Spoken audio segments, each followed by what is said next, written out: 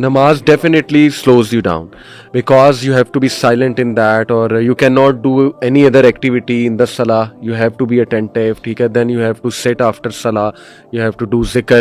एक तो चले वो it is very practical, but obviously we can't expect from everyone now कि वो खाने पे बहुत time लगाएं.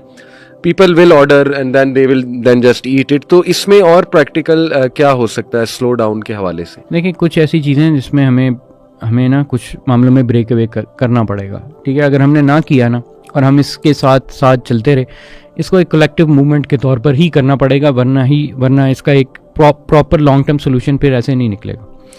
क्योंकि ये है कि अली भाई, अगर हम ये बीच में फिर भी यही है कि फिर बैलेंस यही है कि चंक्स निकालें, जैसे कि अभी मुगीरा भाई ने कहा कि एक डिजिटल डिटॉक्स करें. जब आप डिजिटल डिटॉक्स करेंगे ना, आपकी डिसीजन मेकिंग के लेवल्स बहुत ज़रा रिलैक्सेशन मोड पे जाएंगे. डेली हम मोबाइल को ऑफ करना सीखें, अनप्लग होना सीखें मोबाइल से. And could night time be for that? Night time तो ऑलरेडी होना ही उसके बगैर चाहिए. यानी आप घर गए हैं 9 बजे 2:30, आप ऑफ कर दें 4G बटन, 5G बटन और wifi, just turn it of. Calls के लिए रखें, SMS के लिए रखें. लेकिन अली भाई मैं यही कह रहा हूँ कि इवन तो ये अब है, ये ऐसी बात है, लेकिन हम कर नहीं पा रहे. बात ये है कि we are not alone, we are connected with other people. और वो ये है कि सुबह मैंने जो जॉब जानी है या चीज़ें करनी है, जो टास्क पूरे करने हैं वो करने हैं, और वो अगर ना किए तो फिर मतलब यानी जिस जगह पर इस शहर में हम रह रहे हैं, इस शहर की रिक्वायरमेंट ये है कि मेरे पास एक सर्टन अमाउंट ऑफ मतलब यानी इकॉनमी हो जिसको मैं यूज़ करूँगा, जिससे मेरे घर चलेगा, जिसमें मेरी फैमिली चलेगी, जिसमें बाकी लोग जो मेरे साथ कनेक्टेड है वो चलेंगे.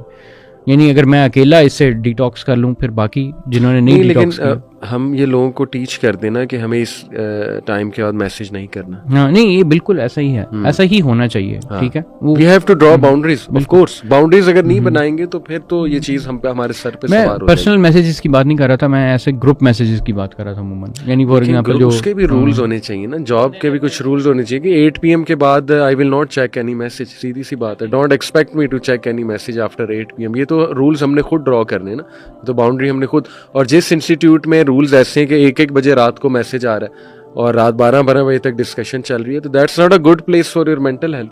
सीधी सी बात है, बल्कि वहाँ पे तो रूल्स बनने चाहिए. तो ये डिटॉक्स वाला भी बड़ा इंटरेस्टिंग सब्जेक्ट है. बट मुगीरा भाई, what are some of the ways you try to detox from all this, यानी एप्स एंड मोबाइल फोन? आप क्या कहते हैं डिटॉक्स? मैं ना थोड़ा सा इस बारे में थोड़ी सी एक रेडिकल अप्रोच की तरफ आजकल आ रहा हूँ. और टू बी वेरी ऑनेस्ट, मैंने बड़ी ट्राई किए हैं मुश्किलात. असल में नेचर ऑफ वर्क हमारा, आप बताए, आप भी माशाल्लाह इस फील्ड में हैं. मुगीर और मैंने खुद डम फोन लिए थे. हाँ, डम इसी काम के लिए. मैं बता रहा हूँ, मेरे मतलब अब तक मैं मैंने मतलब प्रोफेशनल और पर्सनल फ़ोन नंबर अलग करके देखा. पहले 2 सिम्स पर आया, वो भी it didn't work out much, क्योंकि एक ही फ़ोन में, नंबर 1. नंबर 2 फिर ये होता था, फिर मैंने क्या किया कि अलग फ़ोन्स किए, 2 फ़ोन्स रखे.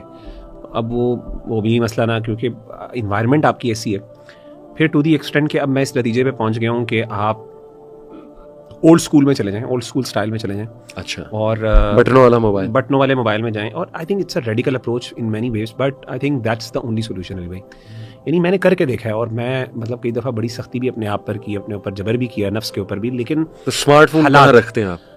लॉक कर देते हैं. मेरे ज़हन में ना अब स्ट्रैटेजी ये है कि यानी अब व्हाट्सएप अनफॉर्चुनेटली, यानी अगर व्हाट्सएप ना हो व्हाट्सएप मैं समझता हूँ इस दौर का बहुत बड़ी प्रॉब्लम है. अगर व्हाट्सएप ना हो तो आप ईमेल पे, तो लैपटॉप कंप्यूटर पे आप रिलाई कर सकते हैं.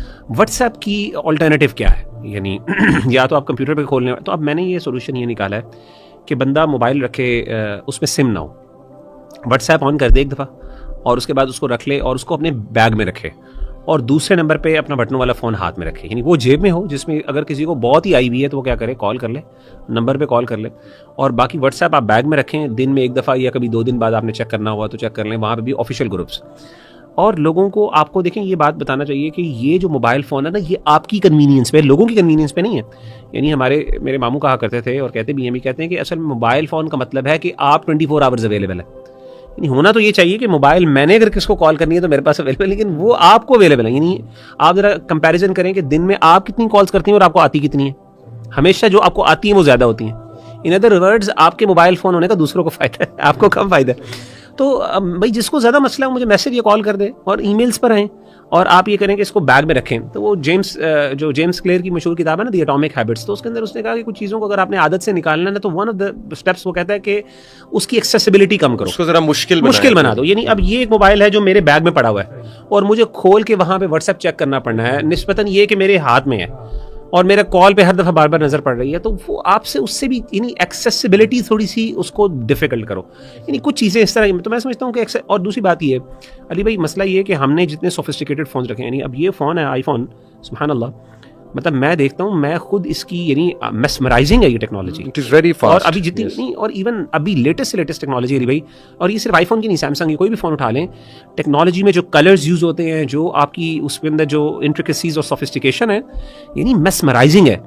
तो अगर आपने मोबाइल यूज़ भी करना है, दूसरा प्रिंसिपल जेम्स क्लियर ये कहता है कि उसको ना यानी नापसंदीदा, यानी वो इतना अट्रैक्टिव नहीं होना चाहिए।